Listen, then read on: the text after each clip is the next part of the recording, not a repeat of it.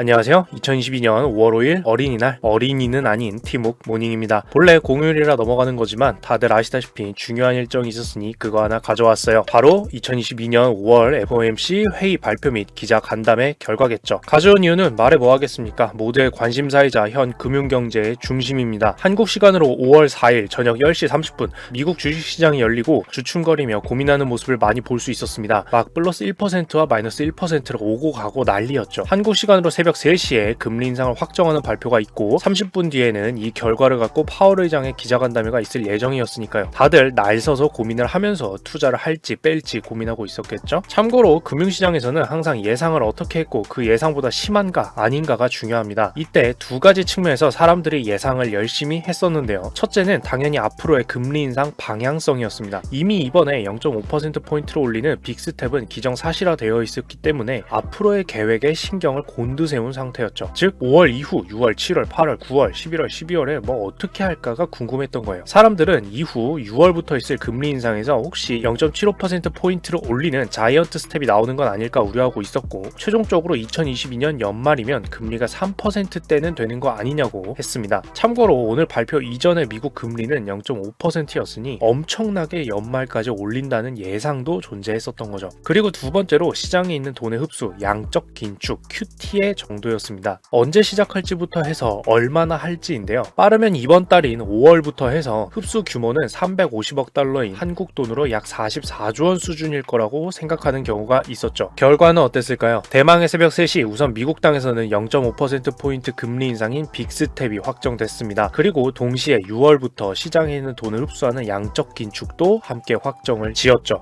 양적 긴축의 경우 당장 시작할 것은 아니지만 6월은 바로 다음 달이므로 투자시장 입장에서 희망적이어 보이진 않았습니다. 돈을 흡수하는 수준도 350달러보다 조금 큰 도합 475억 달러 수준이었죠. 결국 예상에서 크게 벗어난 것은 없었고 다분히 강경한 태도인 것은 분명했기 때문에 그게 그렇게 투자시장 입장에서 좋을 것도 없는 모습이었습니다. 그리고 이어서 30분 뒤인 한국 시간 새벽 3시 30분 파월 의장의 기자간담회가 시작되었는데요. 우선 현재 물가 상승으로 인한 경제 환경에 대해서 바라보면서 앞으로 2회 안팎 더 0.5% 금리 인상이 검토되고 있다고 얘기했습니다. 여기까지는 여전히 예상대로의 공포였습니다. 그런데 한 가지 발언이 추가됩니다. 바로 0.75%포인트를 한 번에 금리 인상하는 일명 자이언트 스텝은 적극적 검토 사항이 아니라며 선을 그어서 투자시장에서는 굉장히 기뻐하며 반응했습니다. 일반적인 금리 인상 0.25%포인트, 그거보다 조금 더 큰 거 빅스텝 0.5%포인트, 그거보다 완전 더 큰 거 아주 그냥 시장을 그냥 한 대 때리는 거 0.75%포인트 올리는 자이언트 스텝은 적극적 검토 사항이 아니다라고 선을 그어준 거예요. 시장이 우려하던 가장 눈에 보이던